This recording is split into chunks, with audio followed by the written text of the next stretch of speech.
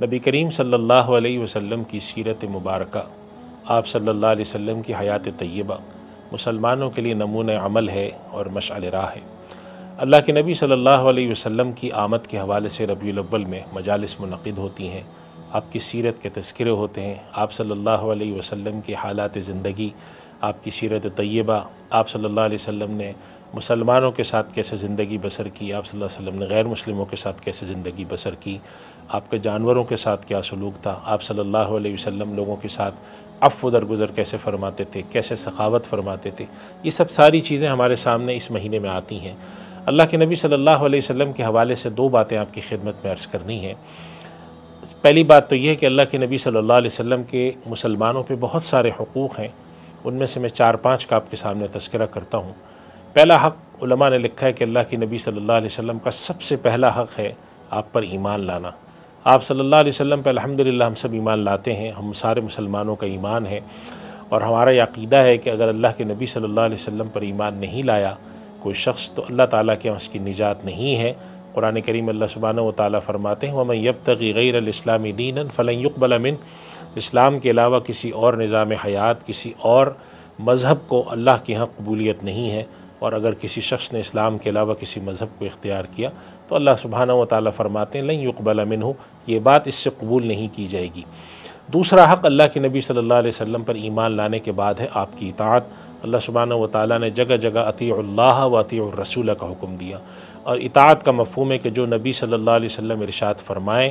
وہ ہم پر کرنا لازم ہو، یہ مطلب ہے اطاعت کا۔ ہم اللہ کے نبی صلی اللہ علیہ وسلم کو صرف درس اخلاقیات دینے والا نہ سمجھیں، بلکہ اللہ کے نبی صلی اللہ علیہ وسلم کے حکم کو اپنے لیے ایسے ہی واجب الاتباع سمجھیں، واجب الاطاعت سمجھیں، اس کی تعمیل ضروری سمجھیں جیسے اللہ کا حکم ہوتا ہے۔ اسی لیے اللہ سبحانہ و تعالیٰ نے اطیعوا اللہ و اطیعوا الرسول ملا کر فرمایا، اور ایک جگہ تو یہ بھی فرما دیا من یطع الرسول فقد اطاع اللہ، جس نے نبی صلی اللہ علیہ وسلم کی بات سنی، آپ کا کہا مانا، آپ کے حکم کی تعمیل کی، اس نے دراصل اللہ کے حکم کی اطاعت کی، اللہ کے حکم کی تعمیل کی۔ اور اس کی وجہ کیا ہے؟ دوسری جگہ ارشاد فرمایا وما ينطق عن الهوى، نبی اپنے تئیں اپنے پاس سے اپنی خواہش سے کوئی بات نہیں کہتے، ان هو الا وحی یوحی، نبی جو بات بھی کہتے ہیں وہ وحی کی روشنی میں ہوتی ہے۔ تو آپ صلی اللہ علیہ وسلم کا دوسرا حق آپ کی اطاعت ہے، اور آپ صلی اللہ علیہ وسلم کا تیسرا حق آپ کی اتباع ہے۔ اتباع کا مطلب ہوتا ہے آپ کی پیروی کرنا، جو کام آپ نے کیے ویسے کرنے کی کوشش کرنا، جیسے آپ نے نمازیں پڑھیں، جیسے لوگوں کے ساتھ برتاؤ کیا، جیسے آپ نے کاروبار کیا، جیسے لوگوں کو کاروبار کرنے کا حکم دیا،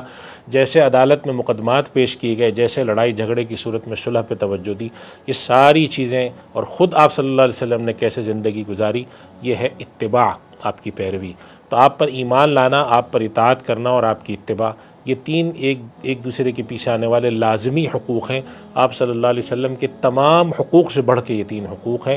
اور اللہ سبحانہ و تعالیٰ نے تو قرآن کریم میں آپ صلی اللہ علیہ وسلم کو حکم دیا کہ آپ اس بات کا اعلان کر دیجئے انسانوں میں اور مسلمانوں میں کہ اگر تم اللہ سے محبت کرنا چاہتے ہو تو میری اتباع کرو۔ یعنی ہم یہ دیکھنا چاہیں کہ کسی شخص کا اللہ سے محبت کا دعویٰ ہے یا کوئی اللہ سے محبت کرنا چاہتا ہے، ان کنتم تحبون اللہ فاتبعونی، تو اللہ کے نبی صلی اللہ علیہ وسلم فرماتے ہیں کہ اتباع میری کرو۔ اللہ کے نبی کو حکم ہوا کہ آپ اعلان کر دیجئے اللہ سے محبت کے دعوے،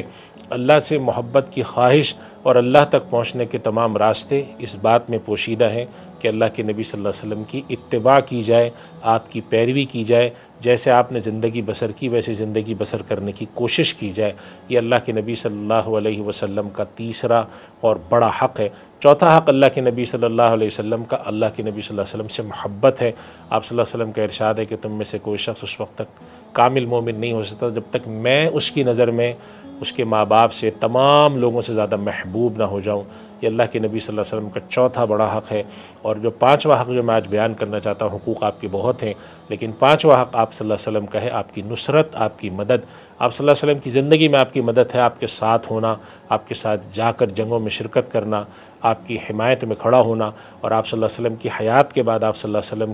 کی نصرت یہ ہے کہ آپ صلی اللہ علیہ وسلم کی توہین کے مقابلے میں کھڑا ہوا جائے، آپ صلی اللہ علیہ وسلم کی ذات گرامی پر آنے والے ہر حملے کو روکا جائے، چاہے وہ مدعیان نبوت کی طرف سے آتا ہو یا چاہے وہ توہین کرنے والوں کی طرف سے آتا ہو۔ تو کم سے کم ربیع الاول کے اندر ہم یہ اہتمام کریں کہ ان 5 حقوق پر توجہ دیں، اللہ کے رسول پر ایمان جو کہ الحمدللہ ہم کو حاصل ہے۔ اب بعد کے جو 4 حقوق ہیں وہ ہمارے لیے اہمیت رکھتے ہیں کہ آپ صلی اللہ علیہ وسلم کی اطاعت، آپ کی اتباع، آپ سے محبت اور آپ کی نصرت۔ اللہ تعالی ہمیں عمل کرنے کی توفیق عطا فرمائے۔ وآخر دعوانا الحمدللہ رب العالمین۔